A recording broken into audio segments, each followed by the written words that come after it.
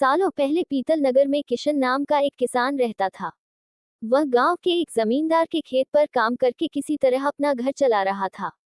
पहले किशन के भी खेत थे, लेकिन उसके पिता के बीमार होने के कारण उसे अपने सारे खेत बेचने पड़े। मजदूरी में मिलने वाले पैसों से पिता का इलाज कराना और घर का खर्च चलाना मुश्किल हो रहा था। वो हर दिन सोचता कि कैसे घर की स्थिति को बेहतर किया जाए। आज भी इसी सोच के साथ किशन सुबह सुबह जमींदार के खेत पर काम करने के लिए निकला।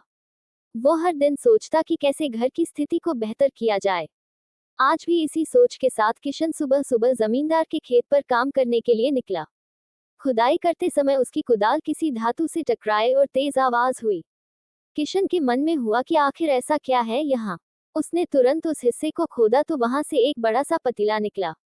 पतीला देखकर किशन दुखी हो गया। किशन के मन में हुआ कि ये जेवरात होते तो मेरे घर की हालत थोड़ी सुधर जाती। फिर किशन ने सोचा कि चलो अब खाना ही खा लेता हूँ। किशन ने खाना खाने के लिए अपने हाथ की कुदाल उस पतीले में फेंक दी और हाथ मुंह धोकर खाना खाने लगा।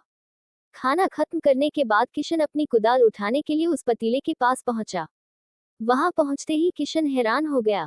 उस पतीले के अंदर एक नहीं, बल्कि बहुत सारे कुदाल थे। उसे कुछ समझ नहीं आया। तभी उसने अपने पास रखी एक टोकरी को भी उस पतीले में फेंक दिया। वो एक टोकरी भी पतीले के अंदर जाते ही बहुत सारी हो गई। ये सब देखकर किशन खुश हो गया और उस जादुई पतीले को अपने साथ घर लेकर चला आया। वो हर दिन उस बर्तन में अपने कुछ औजार डालता और जब वो ज्यादा हो जाते तब उन्हें बाजार जाकर बेच आता। ऐसा करते करते किशन के घर की हालत सुधरने लगी। उसने इस तरह से बहुत पैसा कमाया और अपने पिता का इलाज भी करवा लिया। एक दिन किशन ने कुछ गहने खरीदे और उन्हें भी पतीले में डाल दिया। वो गहने भी बहुत सारे बन गए। इस तरह धीरे धीरे किशन अमीर होने लगा और उसने जमींदार के यहाँ मजदूरी करना भी छोड़ दिया। किशन को अमीर होते देख जमींदार मोहन को किशन पर शक हुआ। वो सीधे किशन के घर पहुंचा। वहां जाकर उसे जादुई पतीले के बारे में पता चला। उसने किशन से पूछा, तुमने ये पतीला कब और किसके घर से चुराया? डरी हुई आवाज में किशन बोला, साहब, ये पतीला मुझे खेत में खुदाई के समय मिला था। मैंने किसी के घर चोरी नहीं की है। खेत में खुदाई की बात सुनते ही जमींदार ने कहा, ये पतीला जब मेरे खेत से मिला तो यह मेरा हुआ। किशन ने जादुई पतीला ना लेकर जाने की बहुत मिन्नतें की, लेकिन जमींदार मोहन ने उसकी एक नहीं सुनी। वो जबरदस्ती अपने साथ वो जादुई पतीला लेकर चला गया। जमींदार ने भी किशन की ही तरह उसमें सामान डालकर उन्हें बढ़ाना शुरू किया।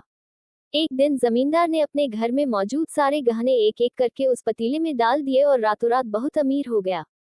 एकदम से जमींदार के अमीर होने की खबर पीतल नगर के राजा तक पहुंच गई।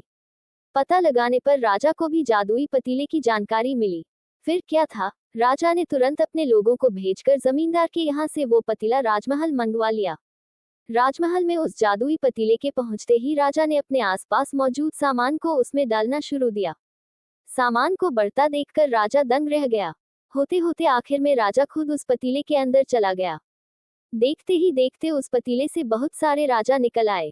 पतीले से निकला हर राजा बोलता, मैं पीतल नगर का असली राजा हूँ, तुम्हें तो इस जादुई पतीले ने बनाया है। ऐसा होते होते सारे राजा आपस में लड़ने लगे और लड़कर मर गए।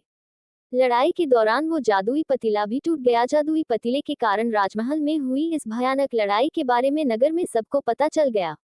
इस बात की जानकारी मिलते ही मजदूर किशन और जमींदार मोहन ने सोचा, अच्छा हुआ कि हमने उस जादुई पतीले का इस्तेमाल सही से किया।